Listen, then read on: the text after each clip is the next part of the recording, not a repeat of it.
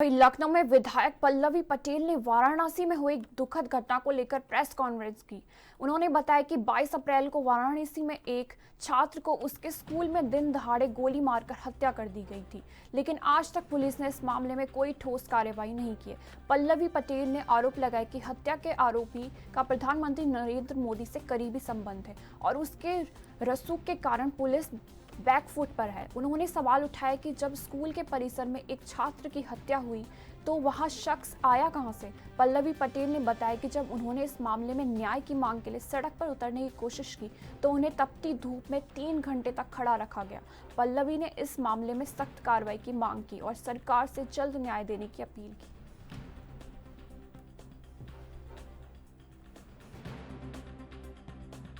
अधिकार है तो क्या गलत कहा है नेहा सिंह राठौर ने?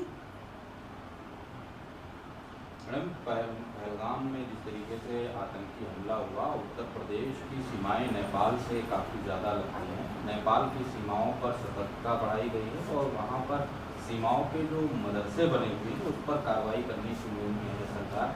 किस तरीके से इस पूरे कार्रवाई, और जब वो मदरसे बने थे तब वो अधिकारी जो आज अवैध कह रहे हैं वो कहाँ थे, क्या किस तरीके से देखे, क्या? देखिए, पहलगाम में जो घटना हुई है वो राजनीति से परे है, बहुत ही दुखद है, हृदय विदारक है।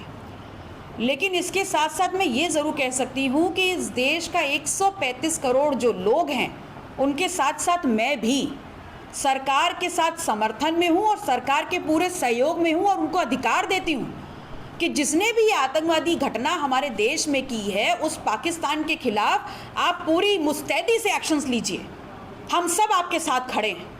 लेकिन भारतीय जनता पार्टी जो हिंदू धर्म और हिंदुत्व की बात कर रही है वो इस बात को भी समझ ले कि हिंदू धर्म के जो सबसे बड़े गुरु हैं, जो शंकराचार्य हैं, वो ये भी कह रहे हैं कि अगर भारतीय जनता पार्टी की सरकार पाकिस्तान के खिलाफ वास्तविक युद्ध का ऐलान नहीं करती है तो इस बात को भी मान लेना चाहिए कि भारतीय जनता पार्टी के लोग भी इस पूरे घटनाक्रम में शामिल हैं। इसलिए मैं निवेदन करूंगी तमाम हिंदुओं से भी, समाज के लोगों से भी, कि आप इस बात को भी अपने ध्यान में रखें, क्योंकि ये आतंकी हमला पाकिस्तान की वजह से ज़रूर हो सकता है लेकिन मुसलमानों की वजह से नहीं है। इसलिए इसमें हिंदू मुस्लिम का एंगल ढूंढने का काम ना करें। आमने सामने से बाहर की सिचुएशन को क्या सही माना जाएगा? देखिए, कहावत है, लातों के भूत बातों से नहीं मानते। अभी पुलवामा से हम उबरे नहीं थे और पहलगाम हमारे सामने आ गया। हम कड़ी कार्रवाई करेंगे, कड़ी कार्रवाई करेंगे तो कड़ी कार्रवाई करिए ना। इस देश का एक एक व्यक्ति, हर राजनीतिक दल, हर राजनेता, इस देश की 135 करोड़ जो जनसंख्या है वो आपके साथ समर्थन और आपको पूरा अधिकार दे रही है कि आप वास्तविक लड़ाई में उतरिए, आर पार की लड़ाई लड़िए और परिणाम हासिल करिए।